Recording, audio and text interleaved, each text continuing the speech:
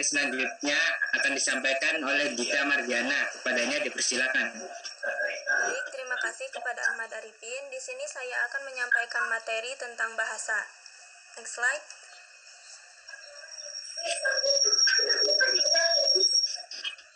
Pengertian bahasa. Bahasa adalah sistem komunikasi yang melibatkan penggunaan kata-kata dan aturan sistematis untuk mengatur kata-kata itu untuk mengirimkan informasi dari satu individu ke individu lain. Sementara bahasa adalah bentuk komunikasi, namun tidak semua komunikasi adalah bahasa. Banyak spesies berkomunikasi atau sama lain melalui postur, gerakan, bau, atau vokalisasi mereka. Next slide. Next. Lalu ada komponen bahasa.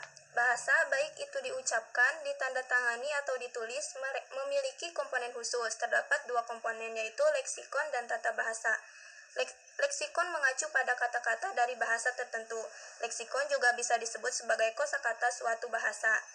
Tata bahasa mengacu pada seperangkat aturan yang digunakan untuk menyampaikan makna melalui penggunaan leksikon.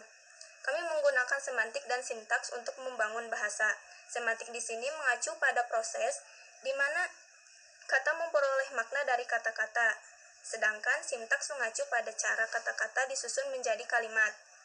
Semantik dan sintaks adalah bagian dari tata bahasa. Suatu bahasa menerapkan aturan tata bahasa untuk mengatur leksikon dengan cara baru dan kreatif yang memungkinkan untuk mengkomunikasi informasi tentang konsep konkret dan abstrak. Contohnya seperti kita dapat berbicara tentang mengenal lingkungan yang telah diamati oleh kita.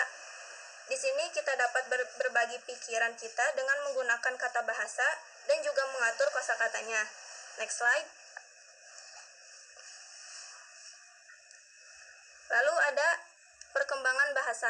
B.F. Skinner 1957 mengusulkan bahwa bahasa dipelajari melalui penguatan.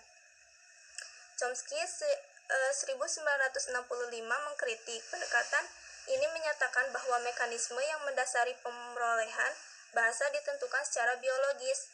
Usulkan bahwa bahasa dipelajari melalui penguatan.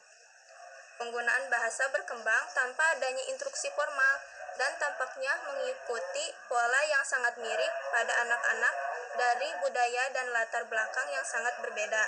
Oleh karena itu, kita dilahirkan dengan kecenderungan biologis untuk memperoleh bahasa. Next.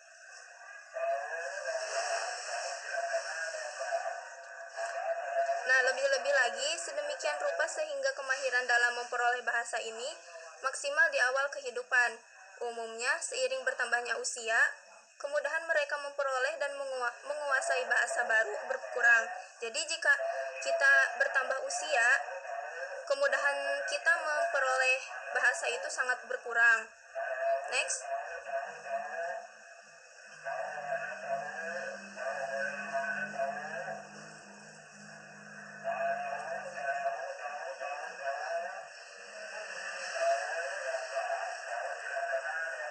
Nah, di sini anak-anak mulai belajar tentang bahasa sejak usia sangat dini. Bayi baru lahir menunjukkan preferensi untuk suara ibu mereka dan tampaknya dapat membedakan antara bahasa yang diucapkan oleh ibu mereka dan bahasa lain. Misalnya seorang bayi baru lahir dari kandungan ibu si A. Nah, bayi tersebut tentu akan mengenali dan dapat membedakan suara ibu kandungnya sendiri. Di sini terdapat tabel perkembangan bahasa dan komunikasi. Pada saat usia 0-3 bulan, bayi komunikasi reflektif, dan 3-8 bulan komunikasi reflektif minat pada orang lain. 8-13 bulan komunikasi yang disengaja keramahan. 12-18 bulan kata-kata pertama. 18-24 bulan kalimat sederhana dari 2 kata. 2-3 tahun kalimat dari 3 kata atau lebih. 3-5 tahun kalimat kompleks memiliki percakapan.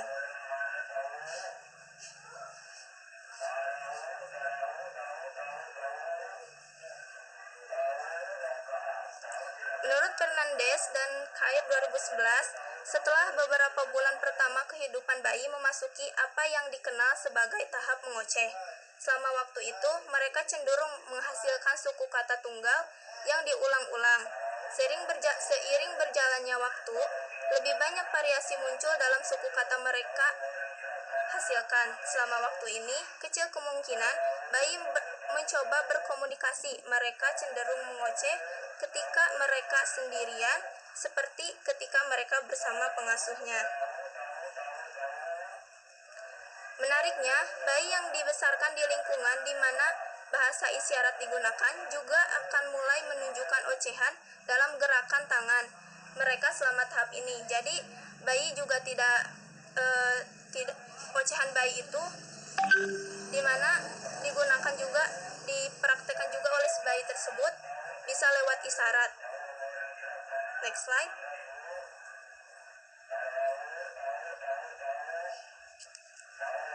Umumnya, kata pertama seorang anak diucapkan antara usia 1 tahun sampai 18 bulan. Dan untuk beberapa bulan berikutnya, anak akan tetap berada dalam tahap perkembangan bahasa satu kata.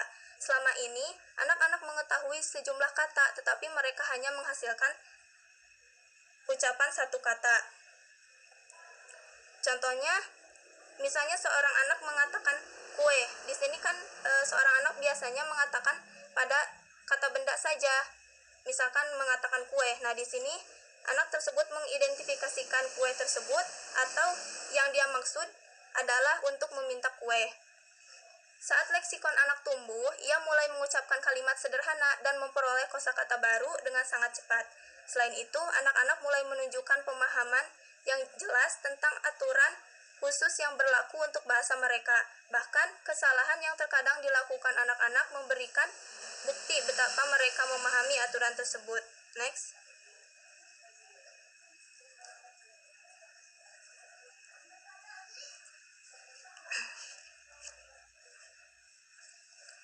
Bahasa dan pikiran. Psikolog telah lama menyelidiki pertanyaan apakah bahasa membentuk pikiran dan tindakan, atau apakah pikiran dan keyakinan kita membentuk bahasa kita.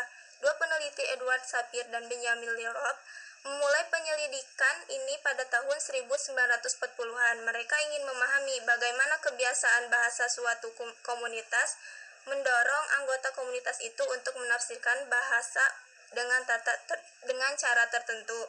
Sapir dan Wolf mengusulkan bahwa bahasa menentukan pemikiran, menyarankan misalnya bahwa seseorang yang bahasa komunitasnya tidak memiliki kata kerja lampau akan ditantang untuk memikirkan masa lalu. Next.